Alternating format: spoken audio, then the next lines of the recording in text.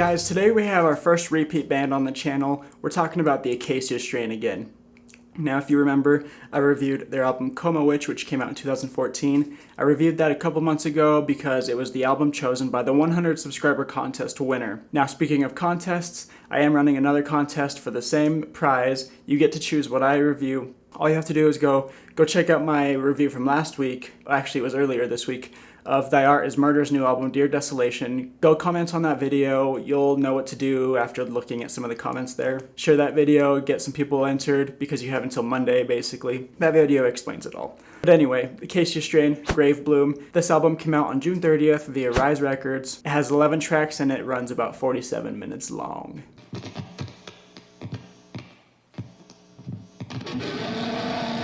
Worthless opens up the album, and something I was really looking forward to with this record was Vincent Bennett's lyrics, because in Coma Witch he tells a really cool story, especially in the final track on that album. He's also very candid and straightforward. He says it how it is, and it really adds to the aggressiveness and the brutality of his songs. So some of my favorite lyrics from track number 1 already are, sing me to sleep, scare me to death, and then every day above ground is a curse, nothing you do to me could make it worse. I wouldn't say there's a whole lot of diversity in the musicality side of things here. It is a lot of the same repeating section for a good chunk of the song, but it's something real nice to bang your head to. So that repeating section plays until about 3 minutes in, and then there's like a little sample from the movie True Story. If you really listen to it and check out what's being said, it adds a little bit to the creepiness of the song.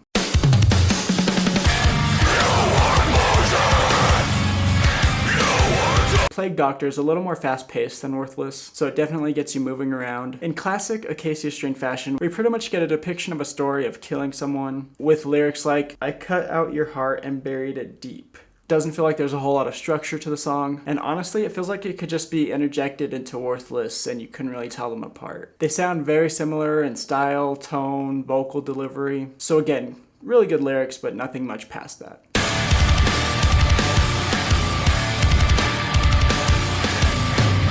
Bitter Pill was released a little bit early, and I will say that the highlight of this song for me is like the dead stop that happens around the minute 30 mark, and then Vincent gets super low with that breakdown where he growls, I am the butcher, everything I see I kill. Before the next breakdown, he says, keep crying to your God, he's the one who fucking sent me. Obviously, Vincent still has a lot of anger and aggression that he wants to release onto the world.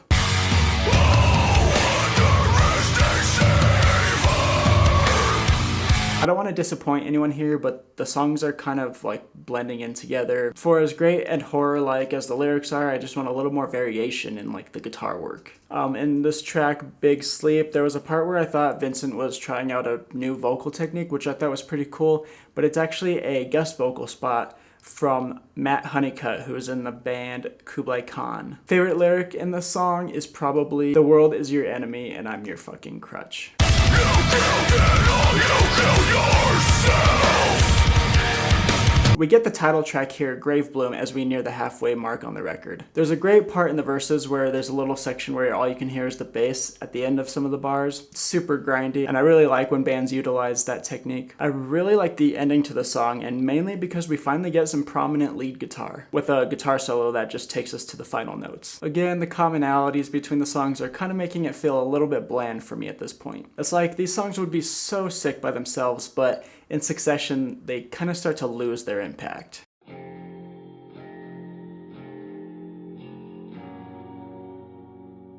Abyssal Depths does a really good job of setting up this sense of despair. There's something subtle going on in this song that adds a lot of dread and anger to it. It might just be the chords they're using, or maybe that soft intro that's helping set that up. But so far, I really enjoy this track. So the vocal delivery is like a little bit slower, but it still like flows so beautifully. I think a big contributor to that is the lead guitar providing the melody behind the vocals. I don't know, either way, I like the track. Some kind of depressing lyrics here are, pieces pulled apart before they are rotten, gone before I reach the bottom. Basically depicting a rotting body that's thrown into the ocean and there's kind of nothing left by the time it hits the bottom. Such horror.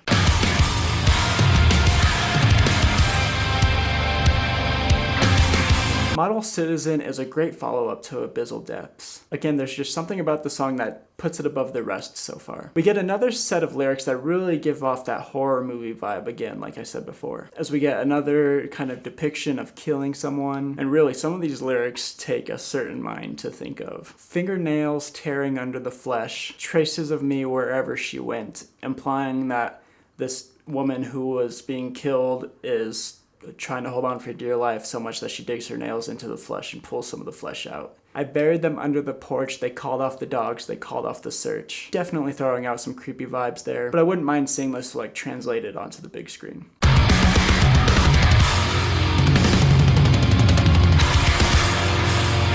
So yeah, the second half of the album has definitely been better than the first half, which includes the 2 singles, mind you. I haven't seen this happen in a while. Usually the quality of an album like dips off for me after about halfway, but I'm definitely getting the opposite effect here. Calloused Mouth has some of the most notable guitar work for me on this album. There's another voiceover part where you can barely make out what's being said, but then it's followed by a really solid ending. The lyrics are well crafted again, and the transition into the part where he's saying mentally slipping, physically drifting is one of my favorite parts of the record so far.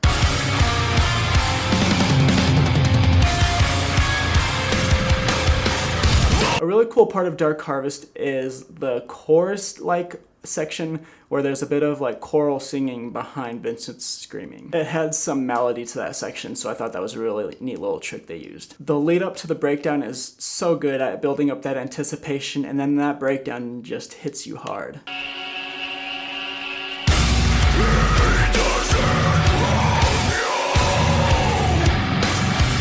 And the lyrics are pulverizing and angry as Vincent repeats, "He doesn't love you, hell will fucking find you, hope exists to crush you, the light will fucking blind you." So metal. I like how the song is kind of split in half. The first half is more energetic, a little more fast-paced, and kind of has this sense of urgency to it. And then after the breakdown, we get that slower tempo, and we keep that slower tempo until we pack our bags and leave the song.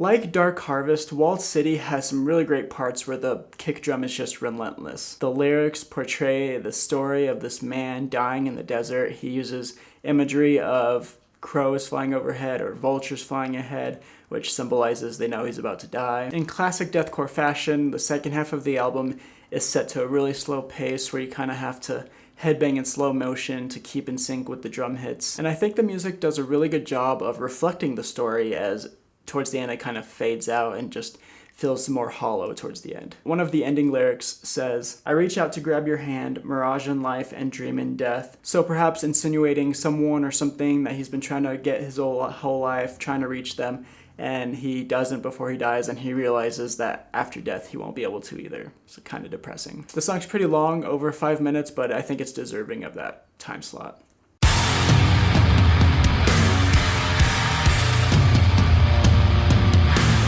The 11th and final track, Cold Bloom, runs at 9 minutes and 14 seconds.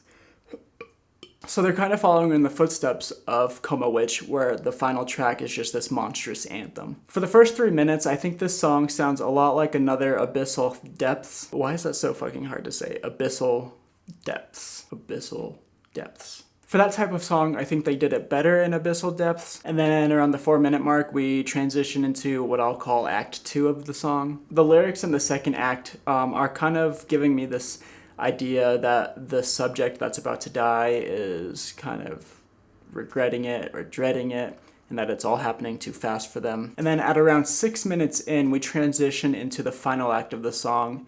It seems like the subject has died and it's in this sort of afterlife or hell or whatever comes after death. And it's describing the eternal doom of the character even after death. So he's just like destined to be miserable forever. I absolutely love the lead guitar that comes in at around 6 minutes and 57 seconds. Holy hell, the emotions it helps deliver in this one. And the ending to the song is a bit of a slower section repeating itself where the only lyrics over it are "Find Your Own Way Home." The song definitely lives up to its name, where it is very cold, it's very gloomy, and I really like how it's clearly separated into 3 different sections where they're kind of 3 separate songs within themselves, but the thematic elements are the same and the transitions between them are seamless, and they help complete this one chapter of this character's life and death. So there are a lot of interpretations of this album out there. One in particular that I found really interesting was presented by a Redditor. The Redditor's name is unorthodoxy_AF, and I'll link to his theory down below because it's really interesting to read his take on it, but I'll try and paraphrase it here. He thinks that it's kind of the concept of a criminal, probably a murderer,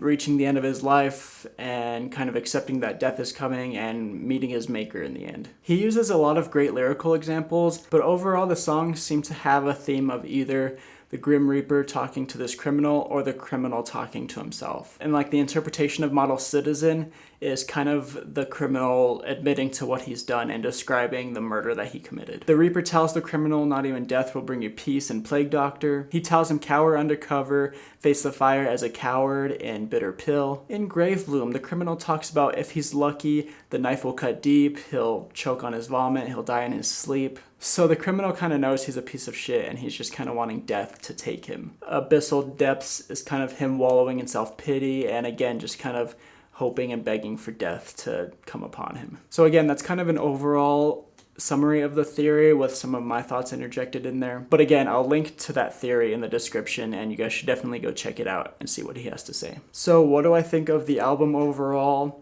Again, the second half was way stronger than the first half. I do like the fact that we get another epic story in this one, especially with that last track. What makes this album stand out, again, like Coma Witch, are the lyrics. Although there's not a lot of symbolism in the lyrics, so it's hard to find a lot of meaning in them. It's really straightforward. Like I said, it kind of just feels like a horror or a suspense film at times. If I had to pick a favorite track, I would say either Abyssal Depths or Calloused Mouth. Unsurprisingly, this is an album that you can throw on when you're angry at the world, when you want to punch something. But I would suggest at least sitting down once or twice with the lyrics handy so you can really take in the whole story and see what it's all about. Even outside of the idea of this being a concept album, the lyrics within each song are pretty good. I know it's not the typical Acacia Strain style, but I wish that there was a little more guitar work, like a little more lead work in this album. But then overall, if I'm to compare it with Coma Witch, I think they're sitting at right about the same level for me. But that's just my opinion, guys. What do you think about the album? Let me know in the description below. How does it hold up to their previous work? Pick up the album in the description if you enjoyed it. Again, go check out my Thy Art is Murder album review and enter the contest. Again, you have about 3 days to get in on that. Keep headbanging, and I'll see you guys in the next review. Thanks, guys. Rock on.